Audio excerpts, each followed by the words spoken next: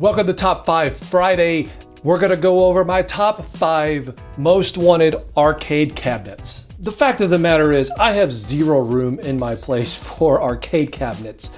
But I would like to think that maybe one day I might, whether it be I convert a garage or maybe move to a place that has a basement where I could turn it into a badass arcade. So let's go over what those arcades are. But before we get into that video, I want to thank Vikings for sponsoring this video and making it happen.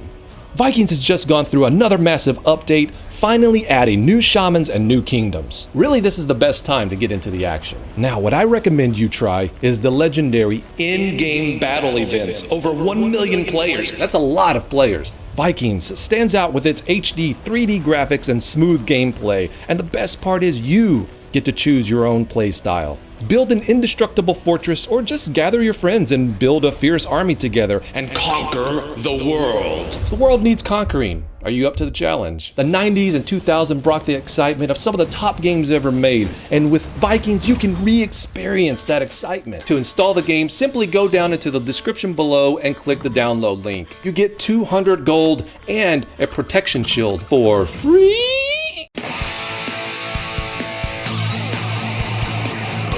It's Friday night, don't know what I'm gonna do tonight.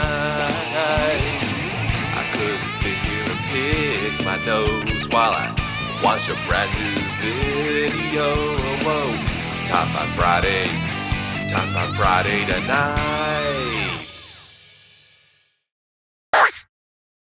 Donkey Kong is one of those games that I always find myself getting around in, whether I'm at an arcade or at a convention. If there is a Donkey Kong cabinet there, I will at least try to get a round or two in. Now, I've never been particularly good at this game, and maybe that's just because I haven't been able to play it that often, but it still remains a lot of fun despite my lack of skill in it.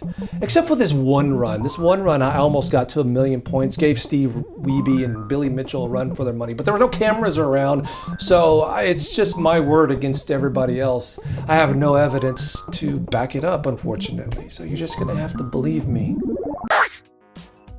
Number 4 is an arcade game that I've never actually played, which is kind of odd, I think, but just the connection I have with this game and everything involved with it, I would still love to own it. And that's Burger Time. There's something about the art. I would love to just walk into a room and just see an arcade cabinet with that amazing artwork on the side, with that marquee lit up, and just to be able to stand there and play Burger Time in a full-size arcade, I think would just be the...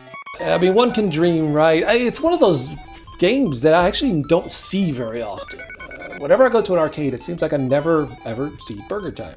And I don't know if that means it's rare or what, but I'd love to get my hands on it. But it'll probably never happen because more than likely it'll be expensive. And I've found that that's usually what happens. It seems like the ones that I always want are the ones that are expensive.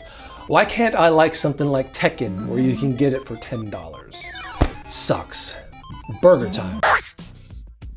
As much as I like Pac-Man, I love Miss Pac-Man even more. This is another one of those games where, like Donkey Kong, if it's there and I'm in an arcade, I'm going to play it. And I'm okay at it. It depends on when I'm playing this. I could have my good runs and I have my bad runs. But I do like the fast version whenever I don't know what the technical term of it, I'm not an arcade guy, but where they make it where it goes like extra fast. I like that version better. It takes a lot of skill to get really good at it. And I kind of admire the people that could just whip through this thing and just make it look easy, because it does get really challenging. And I think that's really one of the reasons why I like it. Growing up in the 80s and 90s and playing home consoles, it was all about beating the game. But these older arcades, it was about getting the high score, and that could be hit or miss to me. But for whatever reason, when it comes to Miss Pac-Man, I'm always looking to up my top score. So, which I believe is a measly like 31,000. Not that good. I mean, I admit it's not that good, but if I actually owned it and had it where I could have access to it every day, I'm sure I could get pretty good at it. Number 2 on my list is the stand-up version of Star Wars. There's something about vector games that just absolutely draw me to them. It just seems more futuristic and more cutting edge and more 80s. And I always played a version of this on the Atari ST. But the stand-up arcade, it just screams 80s. To me, even more so than PacMan and Donkey Kong, this arcade screams 80s to me. Those vector graphics, the sound, the digitized voices that come and talk to you during the game, the artwork all around it, it just screams 80s to me. And it's just, I would absolutely just go bonkers if I could get this at an affordable price and be able to own it in my home. But I don't know if that'll ever happen because these things, every time I always see them, they're super expensive, unfortunately. But if there's one game that I would say I would want more than that, it would be my number 1. Now, before I get to number 1, let's do a couple of honorable mentions. This basically allows me to give more games on the list without making a top 6 or 7 or anything like that. First honorable mention is Robotron. Now, I absolutely suck at this game, but it's very hypnotizing to be in a dark room and have this game playing. It's almost just like you're losing your mind. It's hypnotizing you with all these sounds and vector graphics, and the robots sound extremely creepy. So I would love to have a Robotron arcade cabinet to creep myself out, I guess. And the second honorable mention would be Quicks. Quicks is kind of funny because it's not a game that I ever have I don't have any nostalgia for it. I never played it back then. It's one that I actually recently started playing over the last couple of years, and it's very addicting. I wish I had known about this game sooner. But it's very simplistic, but addicting at the same time. You fail all the time, you keep failing, but you want to keep playing it again and again and again.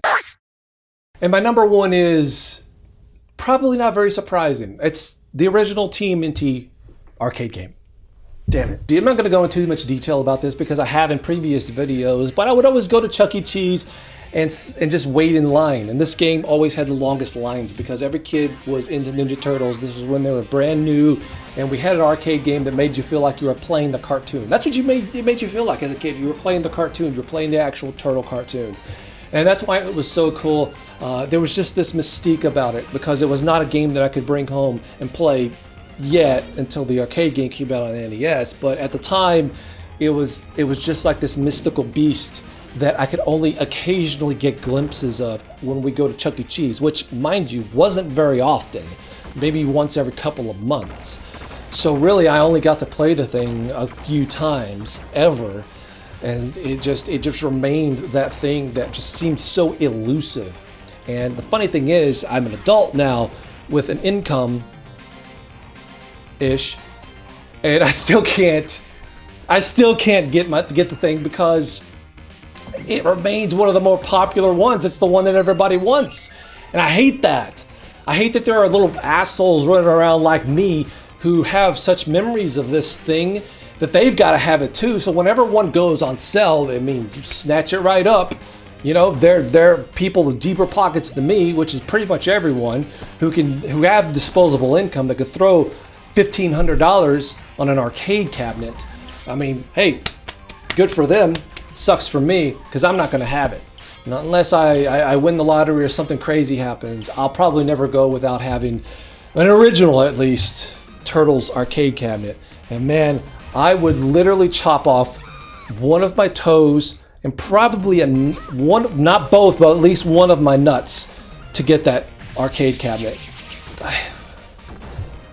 I don't know about that, but I hope you enjoyed this list. Let me know down below what your favorite arcade games are, whether or not you own them or are looking for them. Actually, let's make it interesting. What arcade games do you really, really, really wish that you could get a hold of?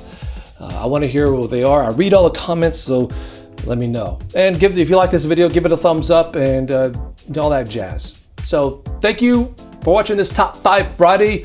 Stay tuned for next week when I go over my most wanted games of all time or something. I don't know. I'll think of something. But anyway, this is the end screen. So we got subscribe. If you want to subscribe, hit the bell thing. There's a video here. I don't know what video yet. Patreon if you want to support on Patreon. And down below in the description, we got links to DVDs and shirts and all that good stuff. And I can never time these out right. I don't know how long I should be talking. I think it's like